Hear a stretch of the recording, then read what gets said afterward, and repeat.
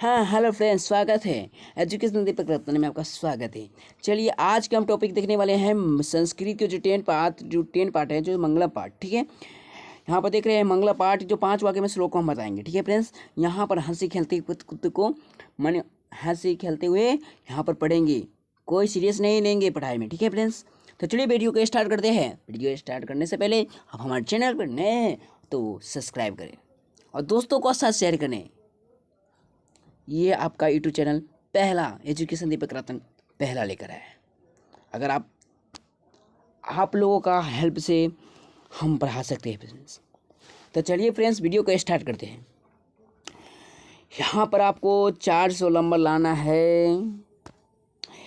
अगर आपको 400 नंबर लाना है तो यह वीडियो को पूरी देखिए। ठीक है, तो चलिए फ्रेंड्स, तो यहाँ पर पहले हम प्रश्न को समझ लेते हैं, तो पहले उत्तर को समझेंगे। ठीक है फ्रेंड्स, चलिए यहाँ पर देख रहे हैं फ्रेंड्स कि मंगलम पाठ 5 वाक्यों में परिचय देना है। यहाँ पर एक क्वेश्चन हो गया। ठीक है फ्रेंड्स, मंगलम आपसे पूछ दिया जाएगा कि मंगला पाठ जो 5 वाक्यों में क्या देना है, 5 वाक्यों में परिचय देना। ठीक है, अथवा मंगला पाठ के आधार पर सत्य का ही महत्ता पर प्रकाश भी डालना है। तो यहाँ पर दूसरा क्वेश्चन हो गया। ठीक है फ्रेंड्स, चलिए उत्तर को देख लेते हैं। ठीक है, यहाँ पर देखिए।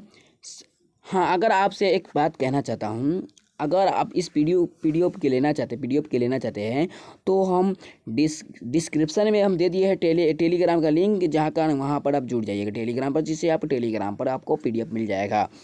चलिए वीडियो को स्टार्ट करते हैं। ठीक है, उत्तर पर। ठीक है, तो सत्य की महत्ता का वर्णन करते हुए महर्षि वेदव्यास कहते हैं। तो देखिए यहाँ पर सत्य महत्ता का वर्णन करते हुए महर्षि वेदव्यास में कहते हैं कि हमेशा सत्य से ही देवलोक का रास्ता प्राप्त करने के लिए ठीक है फ्रेंड्स, लिए ही देवलोक जाते हैं, क्योंकि देवलोक सत्य का खजाना है। देखिए महान जो ब्राह्मण लोग हैं, जो सत्यों को का प्राप्त करने के लिए कहाँ जाते हैं, देवलोक जाते हैं, क्योंकि ब्राह्मण जो देवलोक है ना सत्य का खजाना है। तो इसीलिए ही ब्राह्मण लोग ने देवलोक ने सत्यों को प्राप्त करने के लिए ही जाते हैं। ठीक है फ्रेंड्स, ठीक है, यहाँ पर चलते हैं। ठीक है, चलिए नेक्स्ट क्वेश्चन में चलते हैं फ्रेंड्स। यहाँ पर क्वेश्चन को समझिए पहले। यहाँ पर क्वेश्चन को समझिए कि मंगलम पाठ के आधार पर आत्मा की विशेषता बताना। ठीक है फ्रेंड्स, मंगलम पाठ के आधार पर आत्मा का विशेषता बताना। ठीक है, तो उत्तर देखिए, मंगलम पाठ में संकलित कठोपनिषद से लिए गए मंत्र में महर्षि वेदव्यास कहते हैं कि प्राणियों की आत्मा हृदय की रूपी गुफा में बंद है। इसमें मंगलम पाठ में जो संकलित है, जो कठोपनिषद से लिए गए मंत्र में महर्षि वेदव्यास कहते हैं कि जो प्राणियों की आत्मा हृदय की रूपी गुफा में क्या है, बंद है। ठीक है, चलिए यहाँ पर ये देखिए, यहाँ पर सूक्ष्म से सूक्ष्म और महान से भी महान है।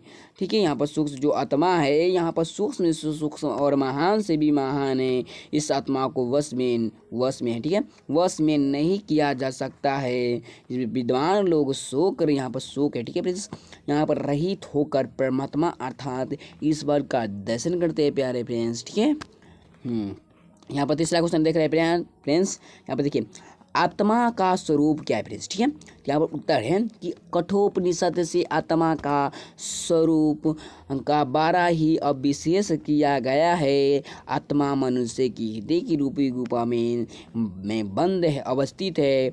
रहस्य समझने वाला, यहाँ पर देखिए इसका रहस्य समझने वाला होता है ना, यहाँ पर रहस्य समझने वाला सत्य का अन्वेषण करते हैं तथा शोक रहित हो जाते हैं। चलिए अब इसको पाठ को हम समझते हैं कि कैसे शोक रहित हो जाता है। ठीक है, यहाँ पर पाठ को समझते हैं। ठीक है फ्रेंड्स, ठीक है फ्रेंड्स, ठीक है फिर से। ठीक है, देखिए यहाँ पर देखिए, कठोपनिषद से आत्मा के स्वरूप होता है। जो कठोपनिषद में जो आत्मा का स्वरूप है वो 12 से ही 12 विशेष किया गया है। इसमें 12 से ही 12 विशेष किया गया है। ये आत्मा मनुष्य की हृदय की रूपी गुफा में जो आत्मा होता है, क्या है, मानव है।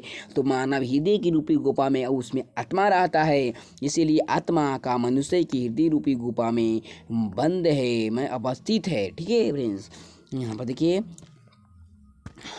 ये देखिए अवस्थित रहती है, रस्य समझने वाला यहाँ पर अवस्थित रहे, ठीक है।